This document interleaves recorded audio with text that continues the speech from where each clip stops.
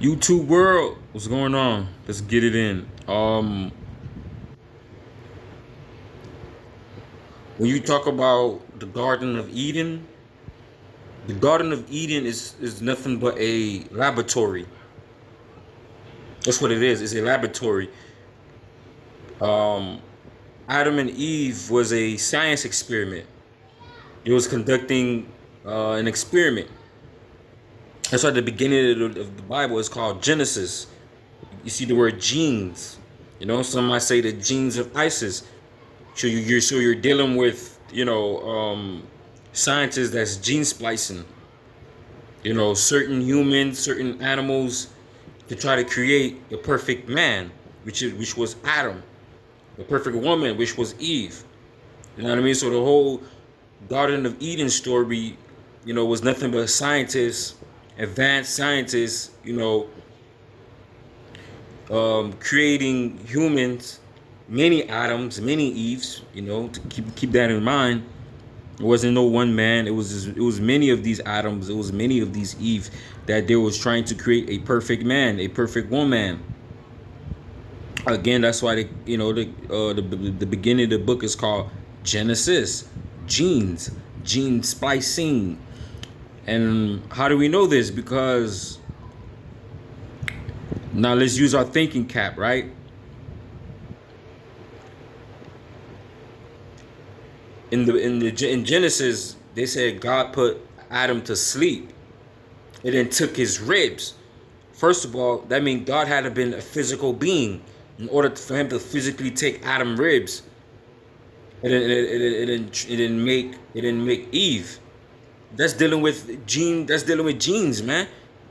Gene splicing. He's dealing with the genome of Adam. He's taking a rib with all his DNA codes in there to try to clone another, to try to clone another race, to try to create another race, which is your female race, which was Eve, according to the scripture. You know what I mean? So the God in the Bible, the God in the Bible was a scientist. Is a scientist? That's what it is. You know what I mean? That's what it is. So, in the scriptures, it says, "Let us create man in our image." Who's us? It's sort of about because it was many scientists. In religion, they're gonna say God. You know what I mean? Because I used to be a Christian. I used to go to church and all of that. You know what I mean? If back then, if you try to explain this stuff to me, I would have called you crazy. You know what I mean? And people, and a lot of religious people, I used to think that way too. They want to think that God just blow his breath and then snap his finger and magic happened. No, it took God a lot of time to create the perfect Adam. It took God a lot of time. It took many Adams. It took many creations to create the perfect man, the perfect woman.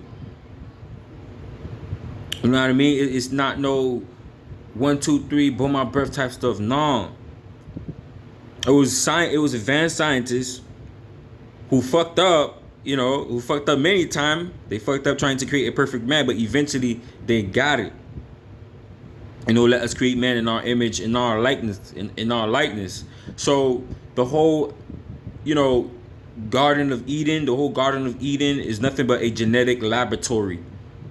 It's a genetic laboratory, controlled by these scientists. You know what I mean? So, yeah. So, why, why did God create Adam and Eve? For what? Why did He created them? And then you read the scripture. It says, uh, "I will." It says, God said, "I'll create Adam a helper." Helper to do what? Help him to do what? To mine gold. To mine gold. And this story go back to the Sumerian text where the Anunnaki came down here and created humans and created human slaves to mine gold for them. That's why God created Adam and Eve to put them in the garden to mine gold for them. That's why God was worrying about good gold and bad gold. You know what I mean? I used to, like I said, I used to be a Christian. You know, in church they taught us God created Adam and Eve because, you know, out of love, but really, you know, Adam and Eve was created to be a slave race. That's why I created a helper to do what? To mind the land. In order to create a slave race. Adam and Eve was just a slave race. You know what I mean? So yeah, man. Uh, yeah, man. So there were many gods.